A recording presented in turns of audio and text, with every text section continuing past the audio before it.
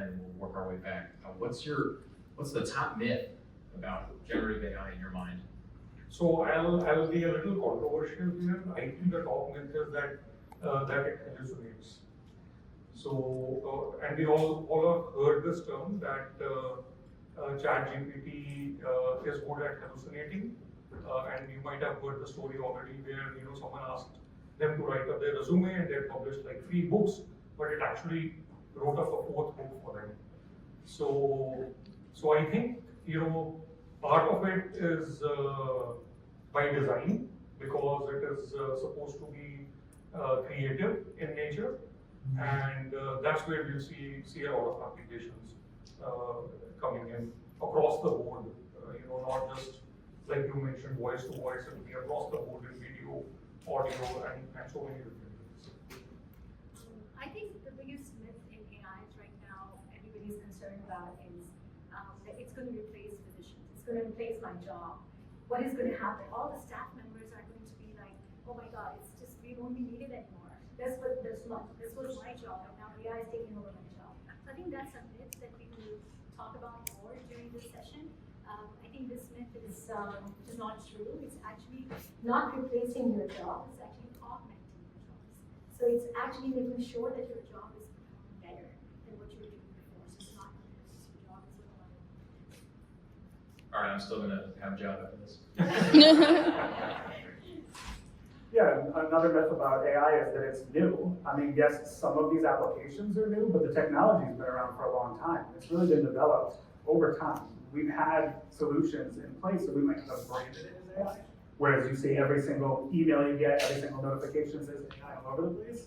But there's been AI solutions for a long time. We're just advancing and seeing them incorporated into the workflow. And to that point, a lot of what we're going to talk about is generative AI and new large language models.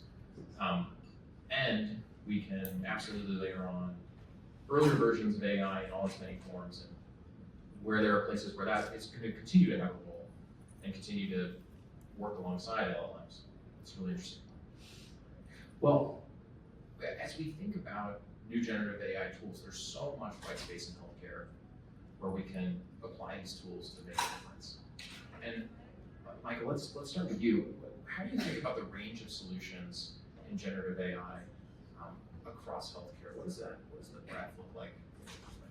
Yeah, there's definitely a lot of applications. I'm sure everyone in the room has heard of or talked of, or hopefully even is using some type of solution. So really the question is, what's going to be the most impactful to you? We already talked about it's not going to replace my jobs. How's it going to augment the work that I already do? So one of the easiest things to do would be reduce that administrative burden for the users. We're not necessarily ready for that clinical decision-making process. Hopefully we'll get to that point, but right now starting with just what can we do from an administrative perspective? Some of the things that we're doing in Meditech, we're looking at generating summaries of data. So I open up the chart, there's a wealth of information in there. What happened since the last time I saw this patient? How can we surface that information to you to make that a lot easier so that you don't have to navigate 10 different places, 300 pages of scanned documents, all the information I need to see, put in a summary for me so that I can make assessments and judgments based upon the information right then and there. Certainly from an EMR perspective, administrative, figuring out how to make sense of all that text, all that amazing data stored in the EMR, really important use case. I would love if you could summarize the outside records for me in about 10 seconds, and 30 minutes. That'd be great. It would be even better if you could convince some of the outside hospitals to make sure to send the outside records. But that's Sahar, Rohit, in your consulting roles, how do you see healthcare stakeholders evaluating the range of solutions? What are they most interested in? What are they focused on? So I think the biggest challenge right now for a lot of stakeholders is to make sure they're able to afford the solution. So there are a lot of good solutions out there, but let's say they're not sure if that's their cost will be manageable for their company or their organization. And similarly, I noticed it's a similar thing is that these solutions may not be compatible with their EMR system that's existing right now in hospitals. I see a lot of hospitals struggling to get a solution that one hospital has implemented, and they're saying, oh, I see them doing really well with that solution, but that solution may not work for their system because there's a lot of challenges and variations in all the systems. The other big thing I think is making sure that these solutions are trained on the right data sets. So I think making sure that you have the right data to have for the trade model and have the right outcomes for your hospital system, I think that is also very important. So I think these challenges have to be kept in mind when thinking about AI solutions. And this is for all stakeholders, even if it's payers and they just want to have automation of documentation of claims data, even they are having the same problem. So it's making sure you have the right fit for your organization. Yeah, I think that Gen AI has a very vast and a very wide variety of applications. As you know, you asked from the audience how many people are already using it. It's for the first time that AI is actually usable by the general public who may or may not have any technical background.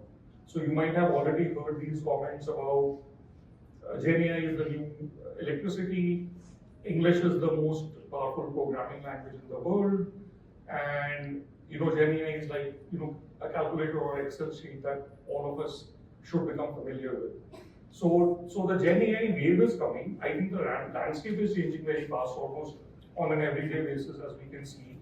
But that's all part of the innovation, and the early adopters of Gen AI will see a lot of gains, and that will be across, even in the healthcare industry segment, that will be across for the first time across functional areas. So, think about it this way, that the healthcare enterprise, we always talk about clinical applications and how physicians' burdens can be reduced. But in a business enterprise, we also have human resources. We have legal, we have, finance, admin, we have procurement. We have so many other functions, sales and marketing, right? Or patient engagement in this particular case. So there are so many applications of Gen AI across the board that, a lot of us will become intimately familiar with firsthand.